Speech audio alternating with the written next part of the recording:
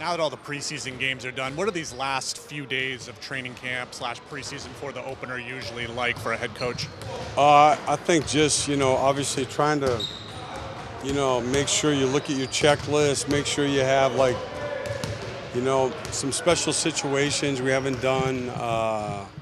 And then, continue to try to, work on your fundamentals and your base of your offense and defense and, try to be as, on top of things as you can.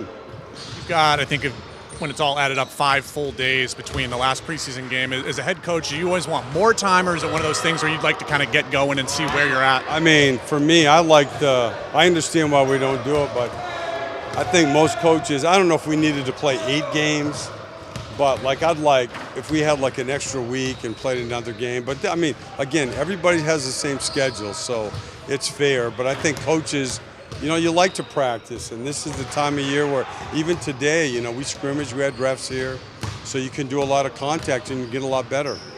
No, it might not necessarily be on the forefront of your mind, but going into your 10th year of head coaching, it's been 10 years since you started with this organization the first time. Is that, you think about that at all and kind of the journey you've been on in the NBA, or is it not something?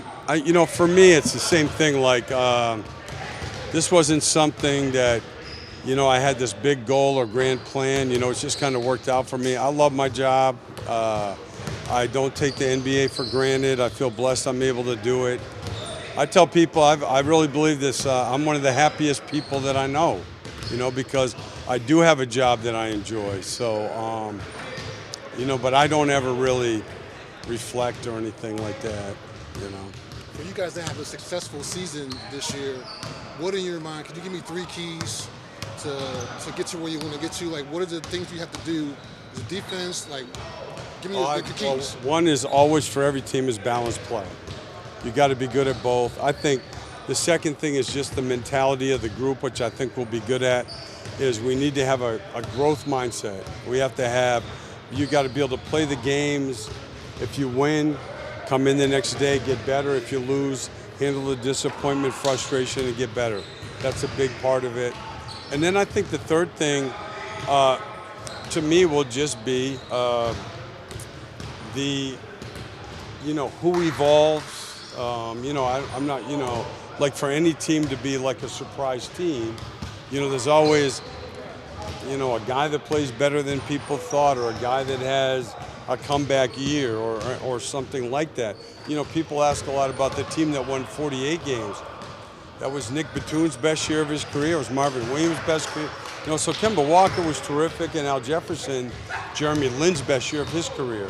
I mean, we had a bunch of guys who had career years, and that's the way it works. Right, so does that make it, I guess, for you as a coach, exciting?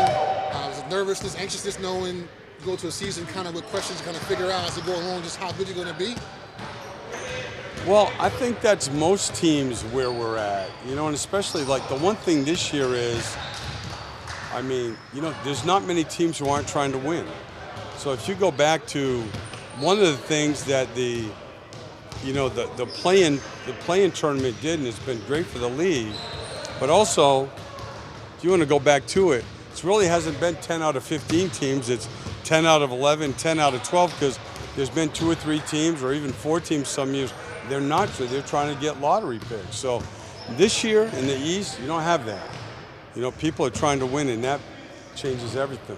And speaking of that, the new rules about resting players, as a coach, the old school guy who had teams that played every 82 games, what are your thoughts about that rule change and how the NBA is trying to make sure that the stars are out there for fans to be able to see them when they come to the town if at all possible? Well, I think the players understand that they're doing it for the betterment of the league. That, the league,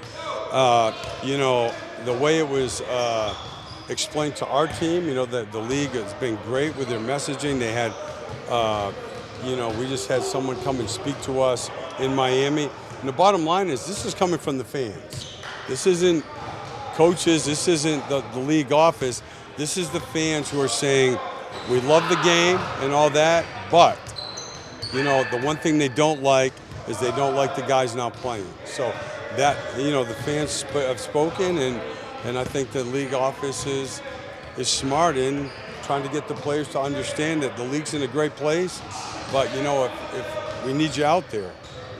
Thank you, sir. Too early to tell whether Bryce or Teo will be available for opening night. Yeah, I think so. Teo did a lot more today, but Bryce was not able to. It's too early to tell. Yeah. Thanks, Thank man. you. Appreciate